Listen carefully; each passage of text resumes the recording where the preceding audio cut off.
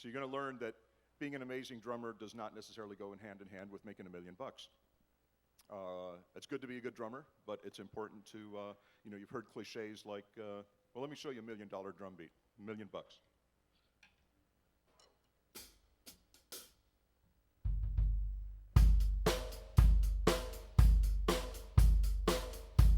$1 million drum fill.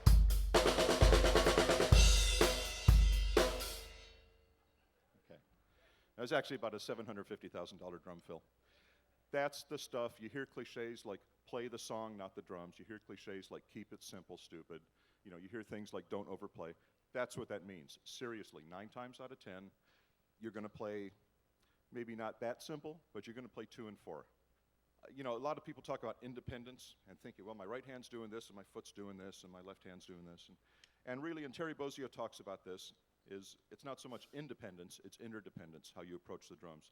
I saw Bobby Rock Clinic, a great clinician, and he was saying, God forbid you'd want to do this ever, but he was saying, I'm going to show you how independence, I'm going to do a 3-2 clave with my right hand, and the 3-2 clave is like 3, 4. It's 3 and then 2, and then I'm going to do a 2-3 clave with my left hand.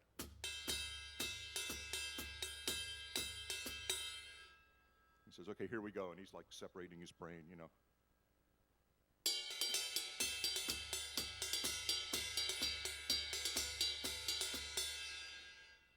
And I'm watching him, and then a light bulb goes off. And it's not how his hands are working. So he's not thinking 3-2 and 2-3, He's doing this. It's literally right, left, right, left, right, left, right, left, right, left, right. And that's how the hands work together. 90% of the time, the flavor of the music does not come from the drums.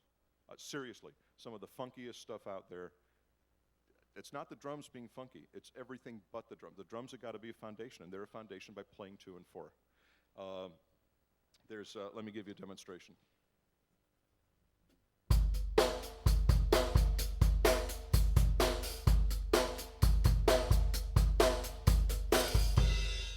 All right, anybody tell me what style that was? What music goes around that? You can't, because that fits so many different things. That could be anything.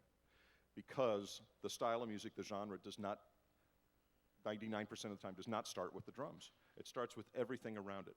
All of the here's an actual, genuine beat to a very, very, very funky song. And I've got it written out, and I want to make sure I get it right.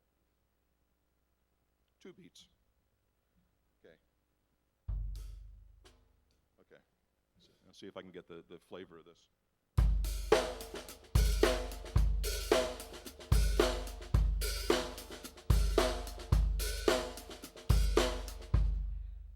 Anybody know what that's from? Funky, funky, funky, funky song. Nope. Sampled by Big Daddy Kane, Hammer, Everlast, Curtis Blow. No, they're not quite funky enough to be that, but it's James Brown. So it's getting inside these people's heads. I had to also get inside Roger Taylor from Queen's head, from Roger Taylor's head, how he would approach this song we were doing that was kind of a rock and roll Queen song. The kind of fills he would do, the kind of beats he would play. The tuning, it's not just what I'm playing, it's how the drums sound. This is why I have a lot of snares. This is why I have a lot of bass drums. I have a full array of toms. I have kits from different eras. I have to get those sounds. Those aren't things where we just lay samples on top of it. There's no triggering. That's me playing my drums tuned the way they need to sound for that song. If we're doing 4 songs, I may bring in 4 snares. I may bring in 5. I may bring in 2. I already know up front what the sound we're trying to get. I may bring in 1 snare and bring in a different head for it. And there's a lot of different things I'll do. I will tune things differently. Muffling goes in and out of the bass drum. Heads come off, heads go on. An assortment of different sounding cymbals, in order to get those sounds to convey that vibe. If Bonham played on a muffled up kit, that didn't have all the effects on it and kind of the hallway miking and all that stuff, it would be the Bonham parts, but it wouldn't sound like Bonham. Somebody asked not long ago, at the end of the day, literally they said, at the end of the day, how do you feel about where you've gone to in music, where you're at in your career?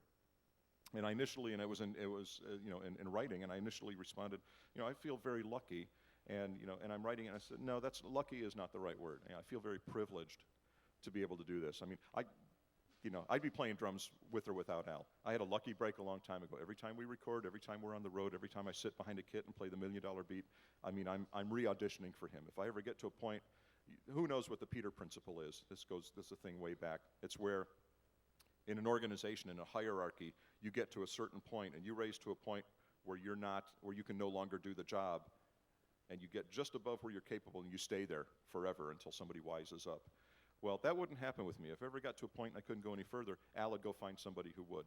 I mean, he and I go way back. We're close friends, but when it comes to business, business is business. He would replace me that quick if I wasn't right on top of my game.